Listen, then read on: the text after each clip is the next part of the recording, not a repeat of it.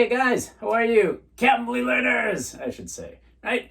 My name is Teacher Kenneth O. You may have seen my previous videos over the past few months. Well, I'm happy to be back here today talking about basic numbers. Basic numbers. What do I mean by that? I mean numbers 1 through 10. My goal today is to make sure each and every one of you is able to pronounce each of these words and numbers like a native. Yeah, you heard me correctly, like a native. It all comes down to the positioning of one's mouth, tongue, teeth. Okay, let's begin. The number 1. The smallest number, right? 1, right? 1 to 10, 1 is the smallest. But arguably, it's the most difficult one to pronounce. In large part because of its spelling, right? You spell it with an O, so you'd think it would be like own, right? But it isn't. It's 1. Just remember, the O is pronounced like W, right? Slowing it down a bit and then letting it go out. 1, right? 1. Excellent. When pronouncing the number 2, right, you kind of have to close your mouth a bit, right? T, t, t, t, t. And then the tip of your tongue should kind of be knocking, right, very close to your upper row of teeth, like t, t, t, 2. 3 is a little bit more difficult, right? In order to pronounce the first part, the TH letter combination, right, our tongue has to be positioned between the upper and lower rows of teeth, like such. As such, I should say. Right? Th. The. Impossible. The. What I'm trying to get here is if you actually follow what I'm saying and you put your tongue between your 2 rows of teeth and then you apply a little bit of pressure, you will more likely than not pronounce it like a native, right? So again, th.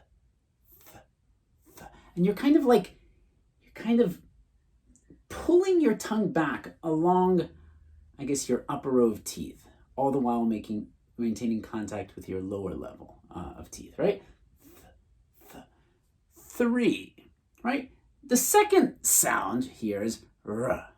Think of your tongue as like a scared person moving to the back of your mouth as such, right? The tongue is going all the way back, r, right? As such, r.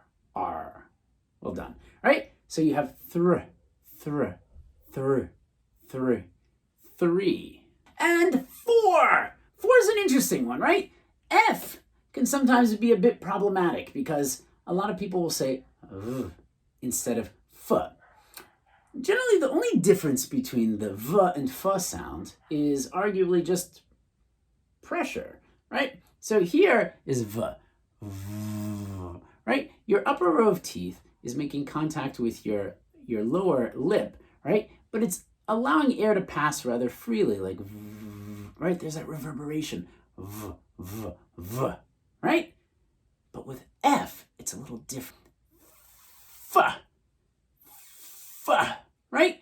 Your upper row of teeth being pulled back, right? Rubbing across the lower lip, right? And just kind of reluctantly, not really wanting to, but letting the air get out, right? That's f, as in 4. And 5 is a lot like 4 in that, well, the first letter at the very least is identical, right? In terms of its pronunciation. We've got the F sound again, right? 5. In this case, if you recall when I was talking about the F sound, I kind of used the V sound or the V sound as a means of, comparing the two sounds or distinguishing between the two. With the V here, as I mentioned before, we want it to reverberate. Again, upper row of teeth making contact with the lower row of teeth, and it's like more of a reverberation, right? 5. And number 6. When I say 6, I often think of like a snake. 6. And then x. The X here should be pronounced as though the letter K were attached to the letter S, right? Thus producing the sound X, X. That's it, literally. 6, 6. 7 is pronounced a lot like 6 with regard to the first letter, right? S, remember? Snake, S, right? And then V, right? A sound we've covered already twice before. V, 7. Now, with the EN at the very end, and instead of going N, it should be pronounced kind of like in, right? 7. Not 7, but rather 7. 8 is like, oh my God, what a headache when you see this word for the first time. So, what I often tell my students, what I always tell my students really, is to think of 8 sort of like the past tense of eat. I ate. 8, just think of it that way, right? A, right, like the letter in the alphabet, A, and T, a sound that we've already covered, right, with the number 2.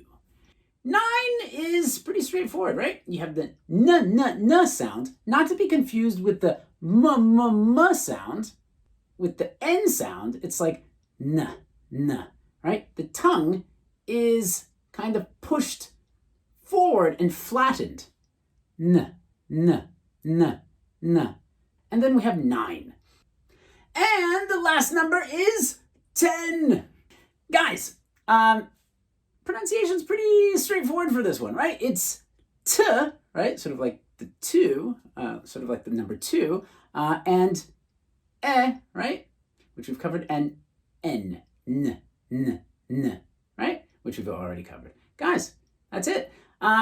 Basic numbers from 1 to 10. Wonderful being here with you today. Take care. Bye.